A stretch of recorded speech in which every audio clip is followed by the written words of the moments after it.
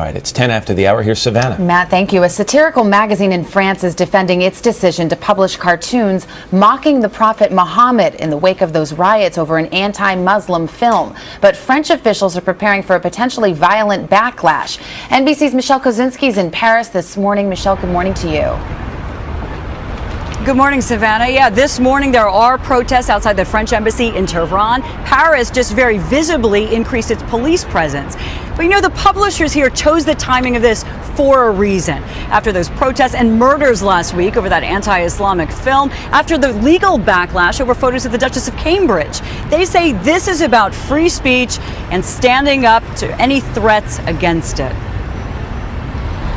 It sold out in one day. The bold satirical weekly featuring cartoons of the Prophet Mohammed, saying one must not mock. In some, he's naked. The editor defiant. It's okay to criticize the Catholic extreme right, but one isn't allowed to poke fun at Muslim fundamentalists. Clearly a new rule, but we won't respect it. That's what the small handful of fundamentalists wants to do, govern through fear. The French foreign minister, though, called it throwing oil on fire after last week's violent protests in several countries. The murders of the U.S. ambassador and staff in Libya over an amateurish anti-Islamic film trailer online.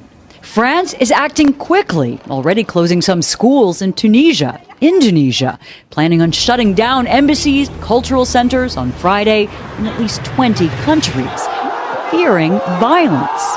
Wednesday, attackers threw a small bomb into a kosher grocery outside Paris, causing some minor injuries. The editor of the cartoons has said if you don't like them, go to court over it, referencing what Prince William and Kate did here through lawyers this week, winning against a magazine that ran topless photos of Kate. And that is what others are doing. At least 2 Muslim groups have filed suit, saying the images incited hate. How far can we go? Can we indeed go too far? That's what this story is about.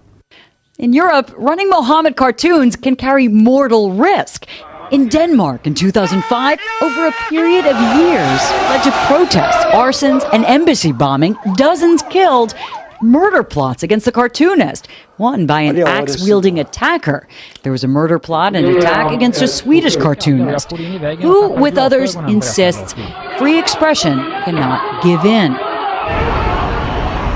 Some Muslim leaders are calling for peaceful protest only, but 2 peaceful protests that were planned for this Saturday in Paris have been denied permits. And on that other free speech front, William and Kate's courtroom victory here really did only extend up to these borders, because right now Sweden and Denmark are running those photos. Savannah. Lots to watch from Paris. Michelle Kosinski.